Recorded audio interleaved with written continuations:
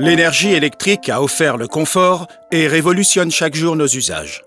Pour voyager aussi, en train, en voiture, toutes les 3 minutes, un automobiliste fait déjà le choix de l'électrique. Et demain, les avions, les bateaux feront le tour de la planète. Objet de plaisir, de liberté et indispensable au développement économique, les véhicules restent à l'origine de 14% des émissions de gaz à effet de serre à l'échelle mondiale. Je pense que la circulation automobile a un impact sur le réchauffement climatique. Die Luft verschmutzen und der Treibhauseffekt kommt ja vor allem vom CO2. Ça faisait longtemps que je voulais rouler à l'électrique et je trouve que c'est très agréable.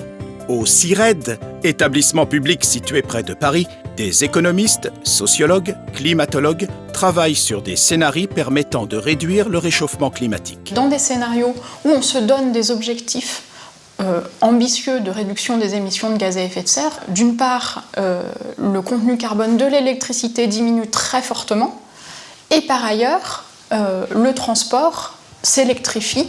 Le véhicule électrique n'émet aucun CO2 à l'usage. Et ses bénéfices sur l'environnement seront d'autant plus importants avec l'augmentation de la part d'énergie renouvelable dans la production de l'électricité. Aujourd'hui, à l'échelle mondiale, 50% des nouvelles constructions de capacités de production d'électricité sont des capacités renouvelables. À l'échelle européenne, c'est 70%. Donc on est en train de préparer un mix électrique qui est moins émetteur de gaz à effet de serre. L'électrification est une des voies de réduction des émissions, c'est évident. Pic de pollution aujourd'hui dans la capitale, les automobilistes sont appelés à... Und jetzt diese Wiederholung für Autofahrer. Les grandes métropoles frôlent ou dépassent des seuils de protection fixés par l'Organisation mondiale de la santé. Et partout dans le monde, face aux pics de pollution dus aux industries, aux activités agricoles, chauffage ou transport, il faut agir.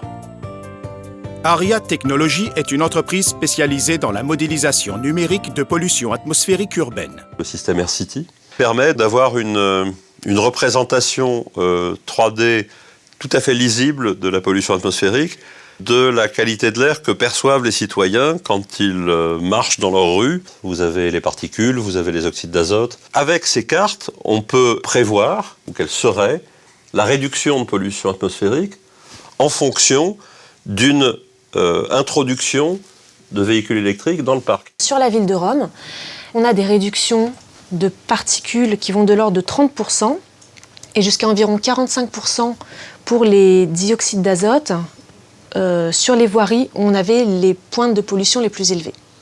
Donc vous avez ici la ville d'Hong Kong et cet impact pour une journée polluée va jusqu'à moins 20% au cœur du panache pour le monoxyde de carbone.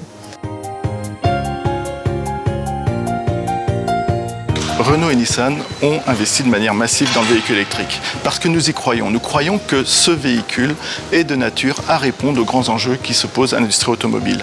Le réchauffement climatique d'une part, la qualité de l'air en milieu urbain d'autre part.